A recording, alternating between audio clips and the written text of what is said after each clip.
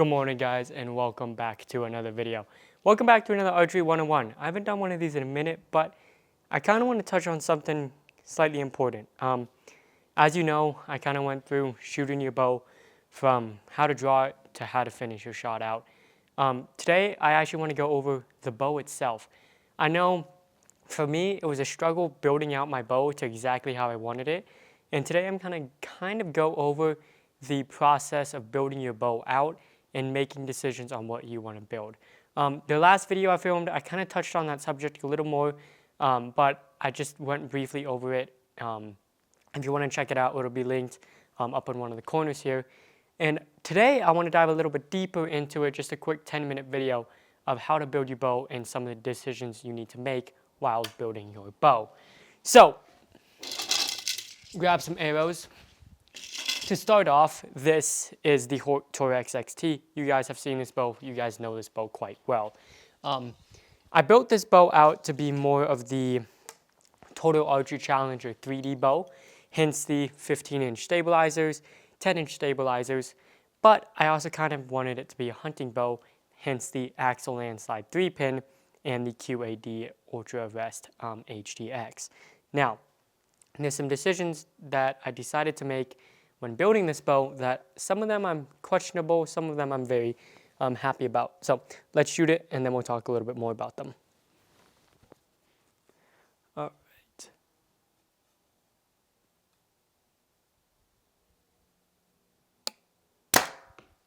Okay, that was a good shot. So some of the things that I want to talk about when I built this bow out was one of the major issues I had with it was if I wanted to hunt with it. This is definitely a very huntable bow. It's going 290 feet per second, 27-inch draw length, and it's only a 30-inch axle to axle. So it's a very huntable bow. But now that I just put long stabilizers on it, it kind of takes the practicality out of actually hunting with it. When you build your bow out, when you buy your first bow, or your second, or your third, you want to make sure that you're getting the right thing. Now, some people out there, I know they can spend a bunch of money on bows and they can actually buy multiple bows for different techniques, whether hunting or target stuff. But this is going to be for me and for you guys who are only going to buy one bow and stick with that one bow for a while. So kind of the important things I want to touch on. There's three of them actually. The first one is what bow you're actually going to buy. The bow itself has many different things that you can do with it. You can go axle to axle, whatever this is called, man, it'll be somewhere on the screen, but the distance from your riser to your string, that distance indicates a lot of different things, whether you're being a slower bow, a more accurate bow, a more forgiving bow. You have speeds, you have stability, you have weights, sound, quietness, deadened in the hand. You have so many things that I am stumbling over my words going over it. If you want to watch more videos on that, please. There's so many other videos. I know Chris B has some amazing ones, and Tim Connor, some of my favorite YouTubers out there. We're going to keep this short though. So the second thing that you can do is accessories. Accessories is a huge part of your bow. The bow is honestly just a building block for your actual accessories, and the accessories, in my opinion, make the bow that you build. So we'll dive a little bit deeper into that. And then the third thing isn't even on your bow, but it's how you shoot your bow. What arrow you shoot, how you fletch it, and the release that you shoot as well. So let us dive deeper into some of this. The first thing I want to talk about is obviously the first thing, and that would be the bow you buy. The bow you buy is going to be kind of the foundation of what you put on your bow. If you want to be a hunter, I would steer clear of longer axle to axles. Longer than 32 honestly gets cumbersome when you're walking around. Now, can you hunt with a TRX 34? Can you hunt with something like that? Absolutely. But for my hunting style, at least, when I'm stalking, I don't think I'd ever want to do something longer than 32 inches. You have more of those hybrid bows as well, which are in that 32 to 34 range, which can do both. And I think if you're kind of stuck on what you want to do, that's going to be your best bet. And then you also have the full target ranges. In terms of hunting, I would say Matthews and Hoyt. We got the Hoyt VTMs. The Hoyt Torex XT is an amazing bow, so if you want to check it out, it'll be in the description. Matthews has their absolutely gorgeous new lifts, and then there's also some cheaper options from Bear and Hoyt as well. They have some cheaper ones, but there's a bunch of really good options. If you want to see a video of me going over some bows that I think you should get in different budget range, please let me know. All right, enough talking. Let's send an arrow through here and then go into the next thing. So I'm shooting a hinge, by the way, so that is going to come into play on how I'm kind of shooting this bow. If you know, you know. Building a bow is like building a car. You want it to be a drift car, a straight line car, good on turns. It really is subjective, so. Building your bow out is a very subjective thing. One thing that I like, you might completely hate. So let's go into accessories.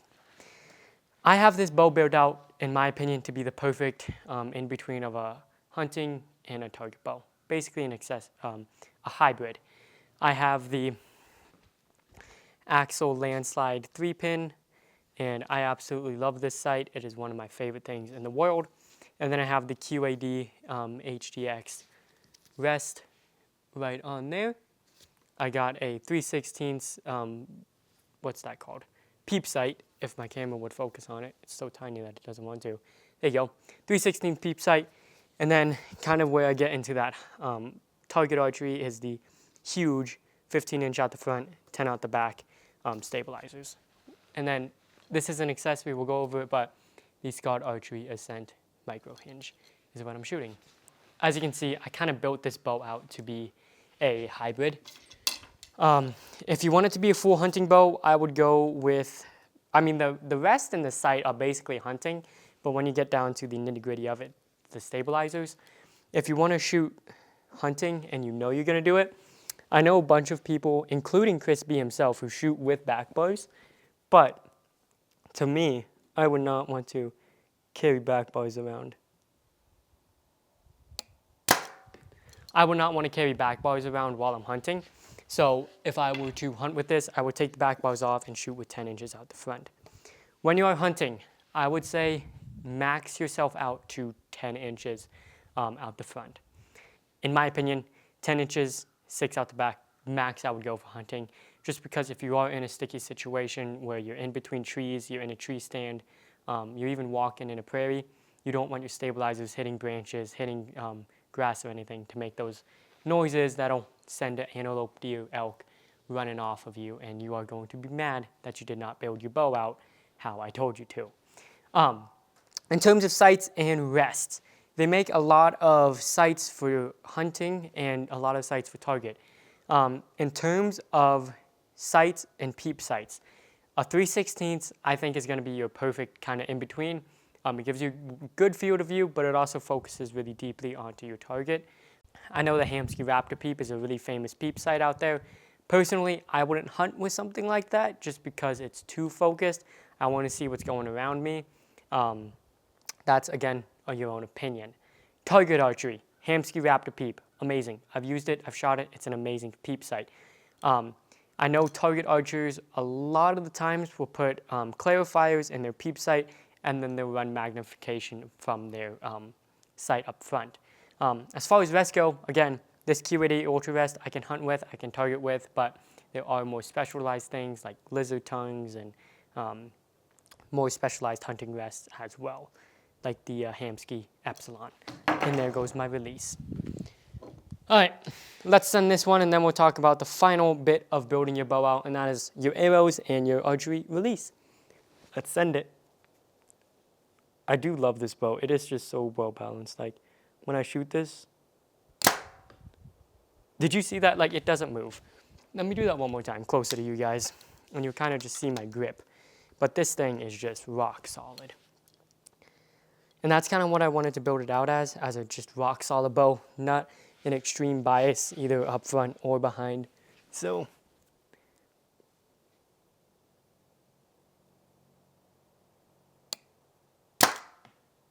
I mean, it's dead in the hand and it feels good.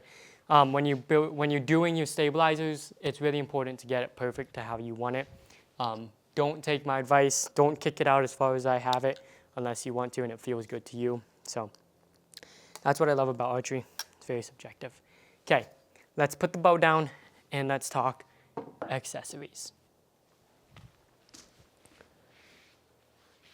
Okay, let's talk accessories. So in my hand, this is my arrow. If you want to see the arrow build, check it out in one of the corners.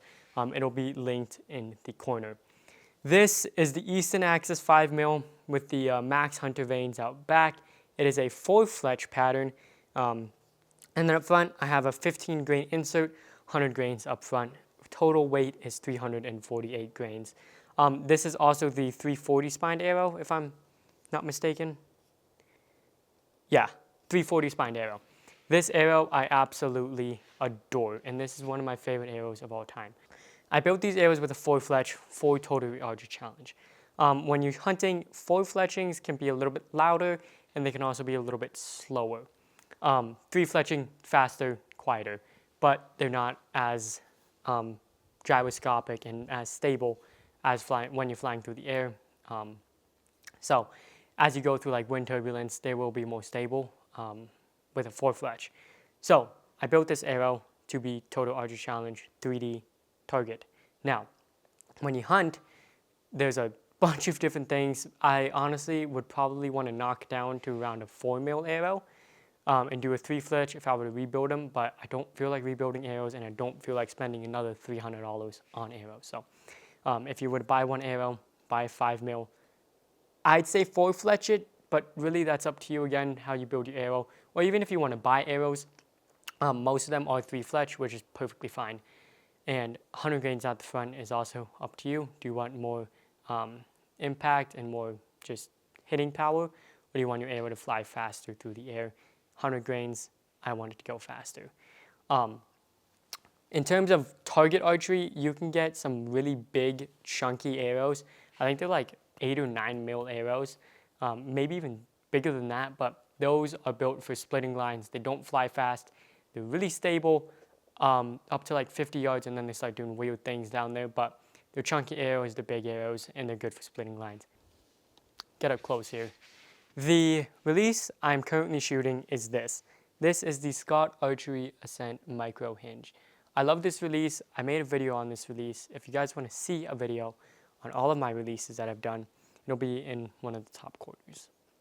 Would I hunt with a Scott Archery Ascent hinge?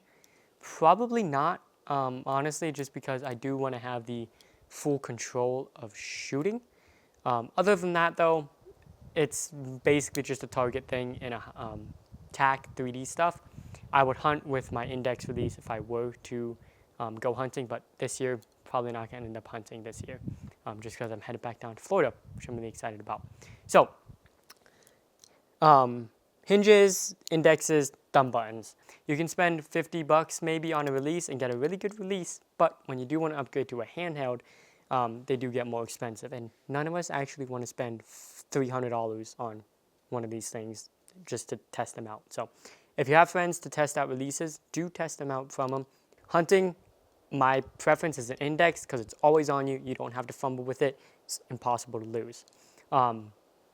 More of the target stuff, an index, not an index, sorry, a hinge or a back tension, because it's a surprise shot. It's the best one out there, and it's really good for training yourself too.